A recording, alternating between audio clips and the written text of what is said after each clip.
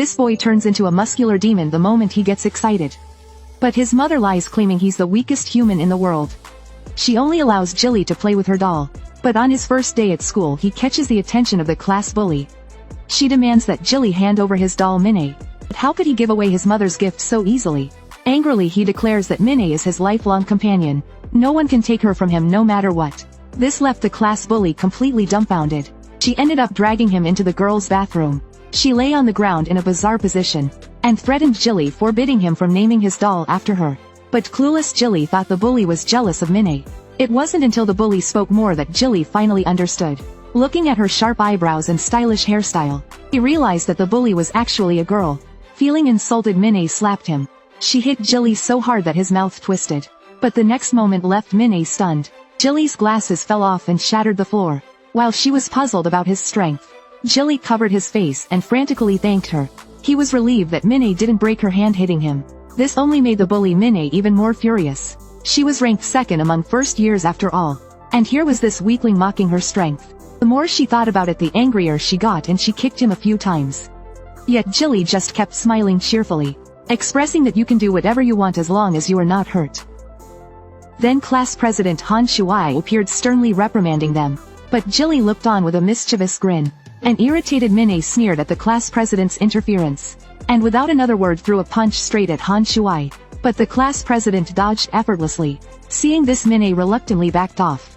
In gratitude for the class president's help, Jilly bought Han Shuai a coffee as thanks. But then the class president wouldn't leave Jilly's side.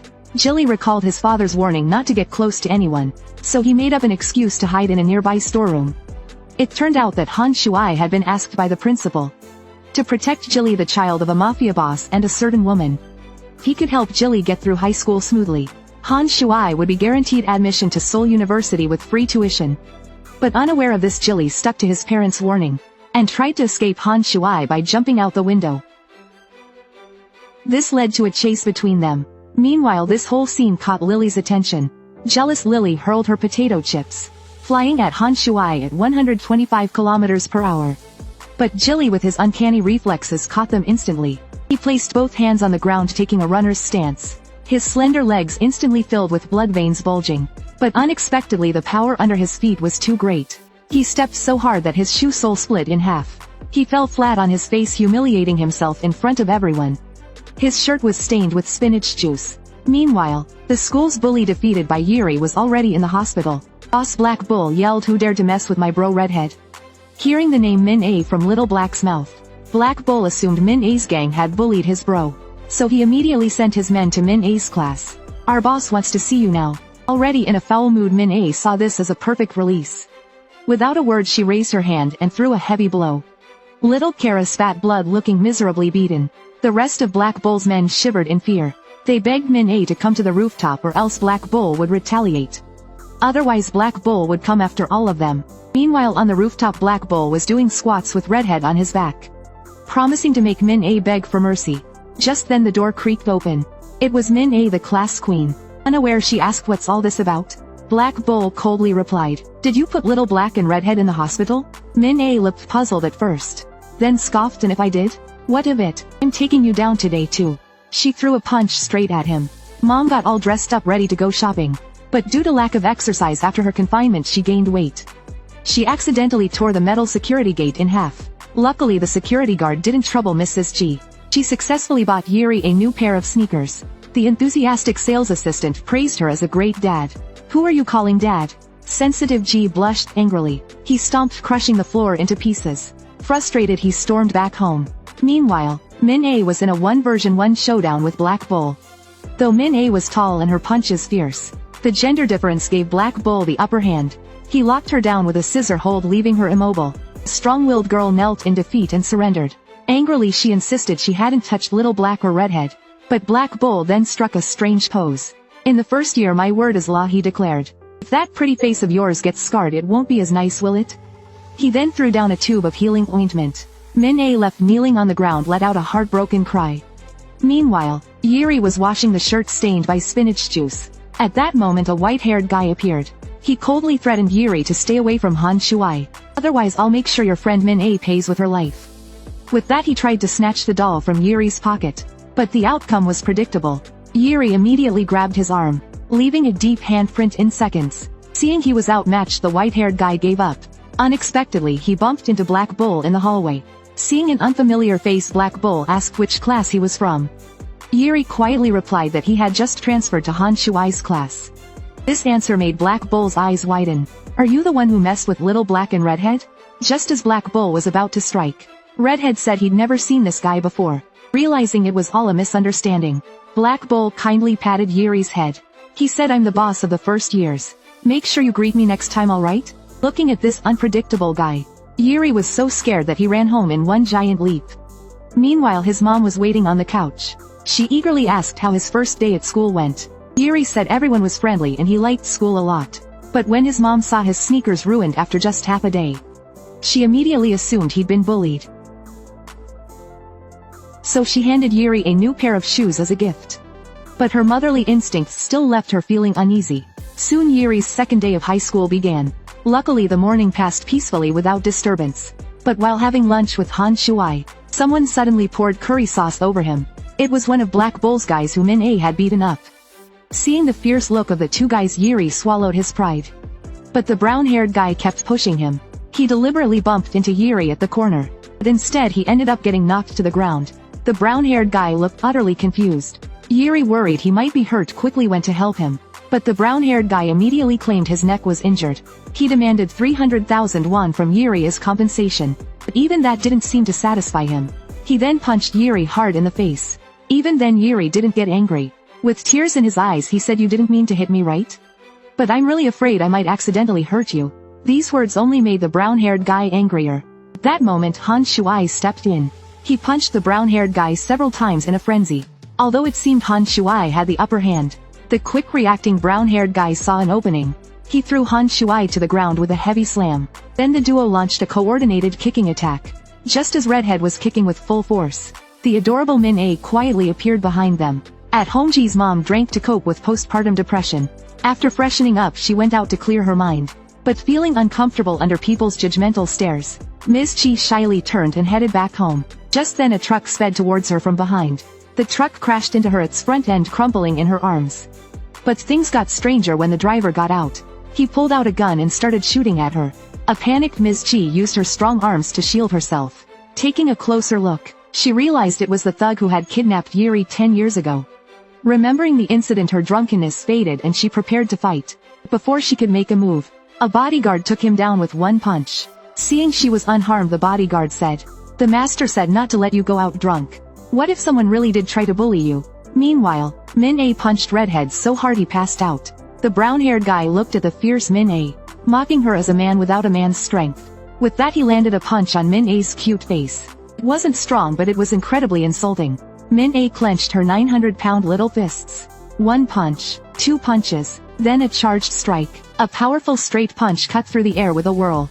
Seeing it about to knock the brown-haired guy out, Yuri appeared and blocked it just in time. With concern, Yuri said, "Didn't hurt your hand, did I?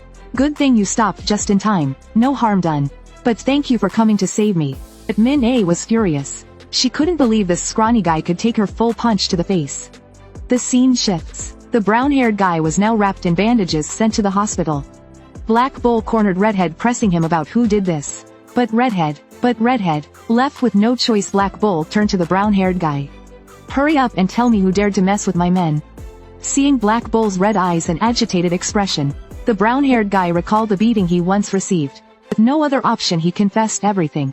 Redhead stammered, trying to stop him from speaking, only to be slapped hard by Black Bull. Learning the truth, Black Bull stormed toward the classroom. He bumped into a red-eyed man in the hallway. Seeing the man's powerful aura, Black Bull quickly apologized, not wanting to waste a single second. Meanwhile, Yuri, Min-A and Han Shuai were joking around in class.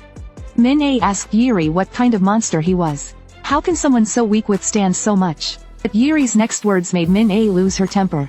"I'm the weakest human on this planet. You can control your strength freely. But I'm afraid I might accidentally kill you someday." Just as Min-A was about to explode, Black Bull burst into the room. Without a word, he stomped on a desk, smashing it. Then he reached to grab the bewildered Yuri. But Han Shuai jumped in again, striking first. He landed an uppercut on Black Bull's chin.